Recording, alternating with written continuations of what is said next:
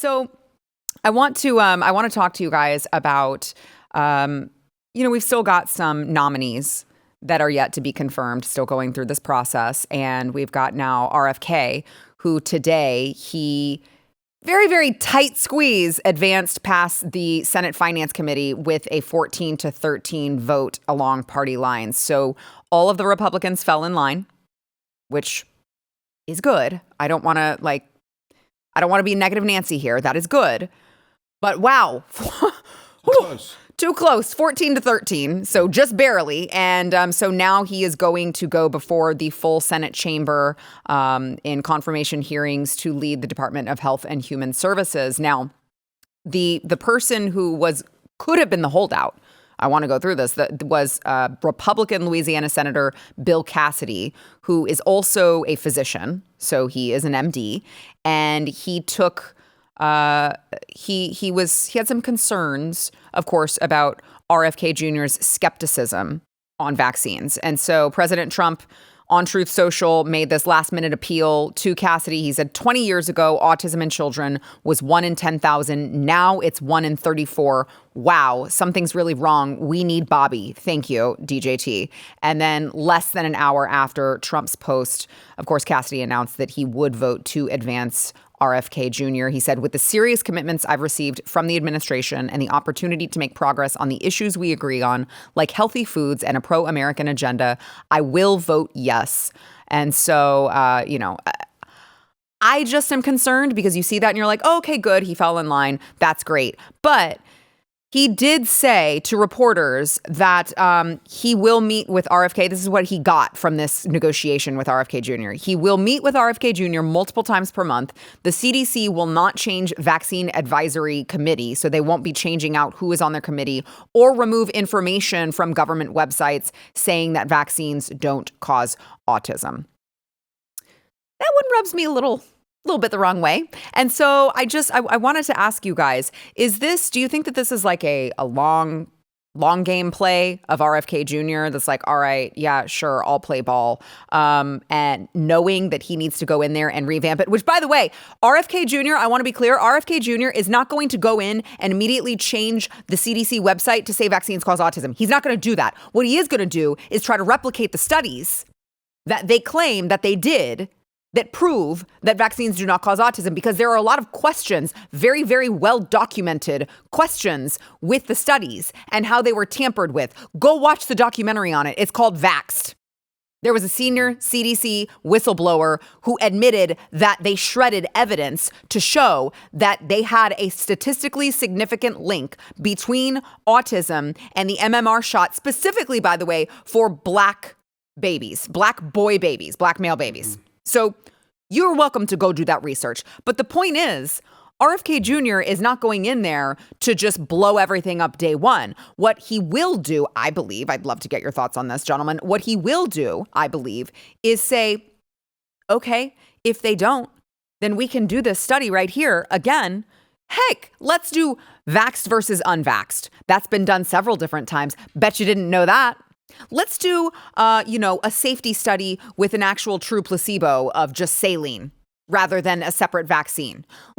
Okay, sure. If your vaccines are totally safe and effective, and if they don't cause more happenstance of allergies in children, of ADHD, of neurodevelopmental disorders, of all of these things that those other studies over there that were not government funded, they actually show. So, okay, great. If they don't do any of these things, then we should be able to do the studies right here within the United States government to show that they don't. And then at that point, we will have no choice but to change the language on the websites, because we cannot in good conscience continue telling people that something is safe and effective when we, the United States government, who are supposed to be here to protect them, they say, have proven otherwise. And so I just wonder, I have to hope, I guess, that this is part of like the look, just I don't want to say that RFK is being untrustworthy, but it's like you make the deals you need to make and you figure the rest out once you get confirmed, I would think. Yeah, I really do believe to that point, it's got to get in. Right. Got to get in to make change from the inside. Have to get in to get line of sight, to get the data, to get the official title, the weight, the stick the carrot, the stick to swing at it. And what you're talking about is intellectual honesty has to come in. Double-blind studies. Right. And the truth is what it is at the end of that. And if a vaccine X, whichever, proves that this harms children, you scrap it. And you say on the site, do no longer take this. Like you get a notice from your auto dealership that says, hey, there's a recall on your brake pads. You may not want to drive. Bring your car in. Right? It's that kind of a thing. Look, and when that happens, what they're afraid of is the Flint, Michigan situation of mesothelioma. If your child had a vaccine between the years of 1992 and 2014, Johnson & Johnson is going to pay up, because that is going to happen. And that's what they're scared to death of, is the tarnishing of their brands and the pocketbook, Eric.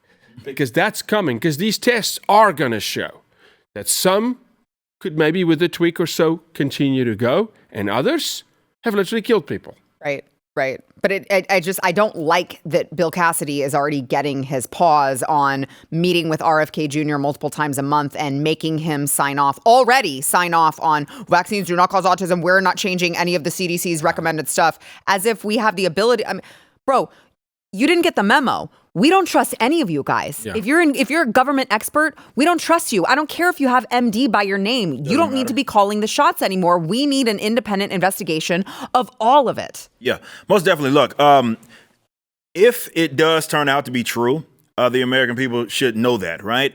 And that's the main point that I want to touch on, is what you touched on there, Jaco, in that what they're afraid of is what happens after the fact. So let's say that it's a vaccine, or it could be just one for that matter, right? If it's a major one that people were knowingly administering that did have some sort of side effect, parents are gonna especially be up in arms.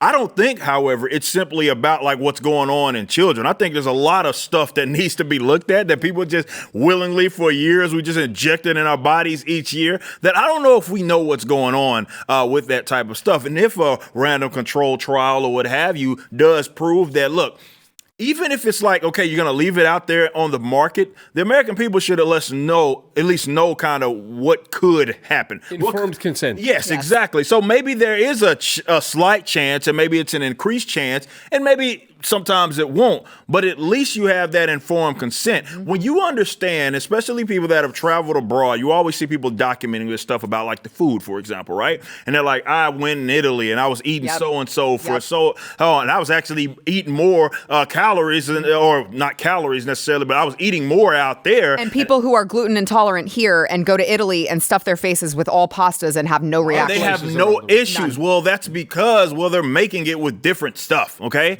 And there are certain even versions of like the same brand of a thing, of a certain food, that they make it one way in our country and they make it in other countries a completely different way. And oftentimes it's more healthier, right? So why could that not be also attributed to like these vaccinations or anything else? And like you said, it could turn out that maybe some of these are okay. Fine.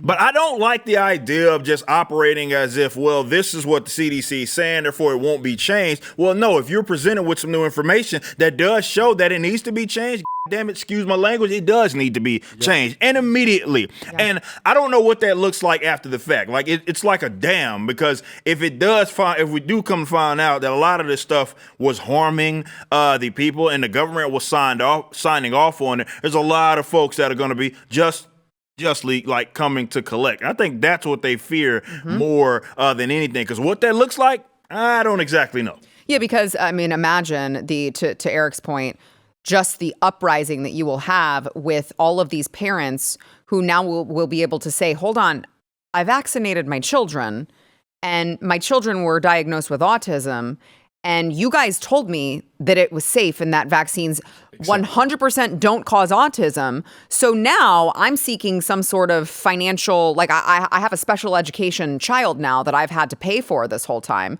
You could be to blame for that. You could be liable for that. You owe me something. And honestly, they'd be right. If you like this clip and you want to see the full episode, click here. And if you want to subscribe to the channel, come on, you know you do. Click here.